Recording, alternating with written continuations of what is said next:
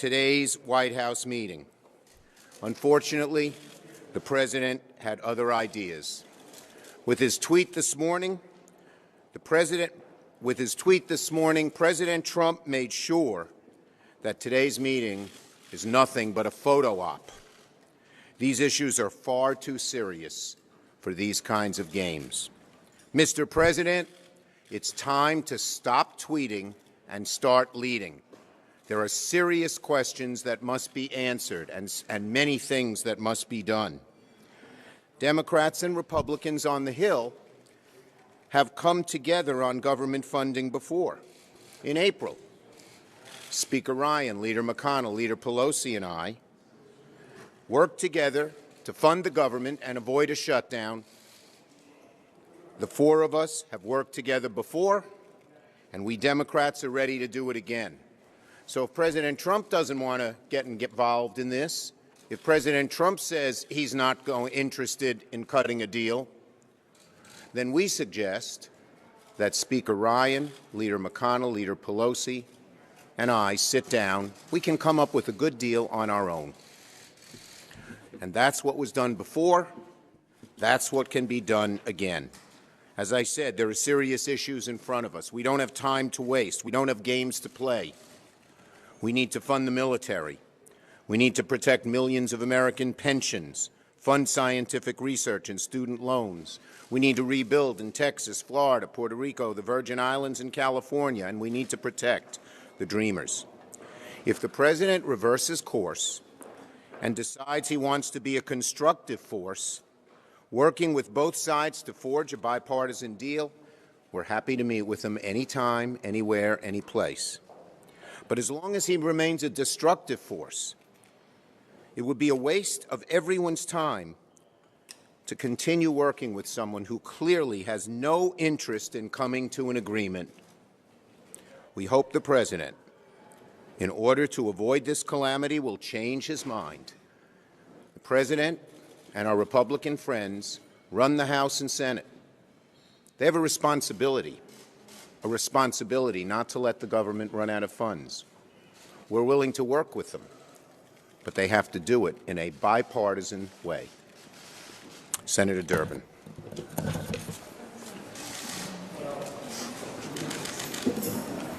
Thanks, Chuck. The tweet that the president released this morning concerned me in one particular respect. There is only one immigration bill that is pending before this Congress that is being taken seriously. Senator Cornyn, the Republican whip, just addressed it. It's one that we all know very well. It's the president's decision on September the 5th to eliminate DACA protection.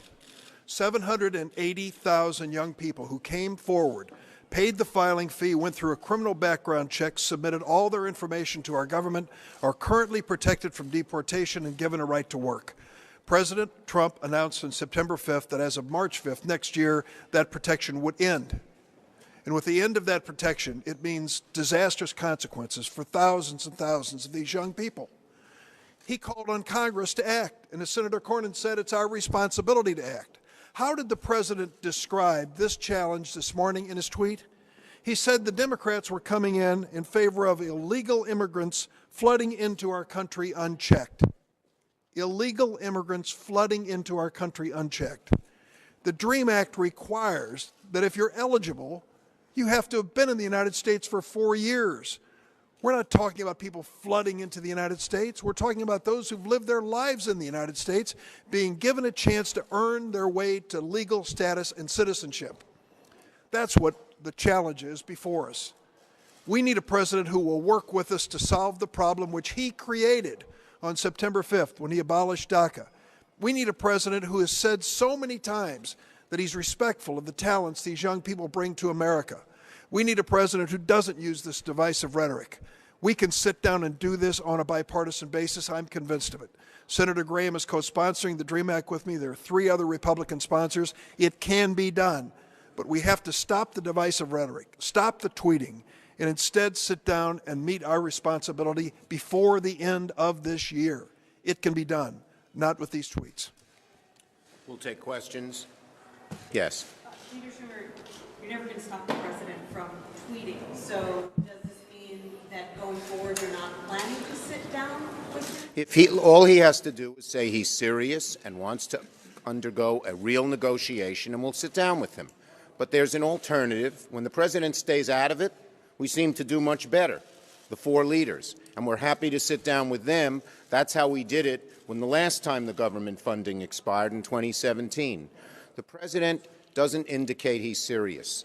We're not going to sit down just for a photo op. This is serious stuff. Leader Schumer, do you think, though, that Democrats might overplay their hand on this, and this could actually steal the resolve of Republicans to say, wait a minute, we have a chance to do what we want and leave you out of the equation? Well, if they could have passed this without our votes, they probably would have done it a long time ago.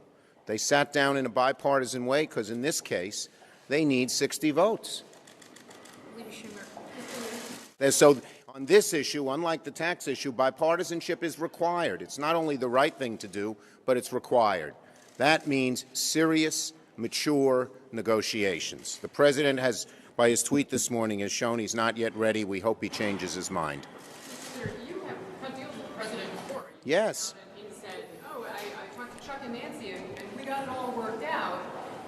Why do you not trust him now, and how much of this is about the politics in your own party? No politics in our own party. We had full agreement to go forward and get this done. This is about the president not being serious. This is about the president. We would like to sit down right away. We'll be happy to sit down with the Republican leadership, as we did 6 months ago, and we got this done without the president being involved. You've been asked before to check in on it. When it comes to daca, is that something that has to be part of it? We believe daca, look, there's a whole bunch of issues that are important to us. The defense spending, making sure there's parity, the Children's Health Initiative, the disaster money, as well, of course, as Dreamers. There are a whole bunch of issues out there that are very important to us, and we believe there are some things they want, there are some things we want. If you're serious, we can negotiate a very good, timely deal, and we can do it now. We don't have to delay. The staffs were making great progress until the president stepped in. We were very close on a number of issues. Schumer, would Democrats support the Alexander Murray deal now that it's being seen as a way to mitigate the impact of repealing the Look, you can't sabotage the entire system and then say you're going to do a small little fix on top of that sabotage, because that Murray Alexander was never designed to be in a situation where there was a direct bomb thrown into the ACA. It was made to improve the ACA. So Murray Alexander is great, but first our Republican colleagues should abandon the idea of sabotaging ACA as they did with the individual mandate. It just doesn't make sense to do both together. Leader Schumer, on the CR, I'm just wondering, what's the timetable for getting a CR? It seems like there's going to need to Well, be government runs out of money on December 8th. The president, our Republican colleagues, we're waiting for them to come to us, and we will work with them to get it done. But they've got to be serious, they've got to be real, and they've got to understand there are two sides to a negotiation. The president doesn't seem to understand that. Are you confident we can avoid a shutdown on the 8th? I'm very hopeful we can avoid a shutdown. Our Republican colleagues have shown in the past that they know, with them in charge, of shutdown falls on their back. They're running the show. The American people know they're running the show. We're not going to obstruct for its own sake, but we need to make a bipartisan agreement. There are some things they want, some things we want. We're willing to compromise. The president seems to say, do it all my way or no way. That's not going to work. Thank you, everybody.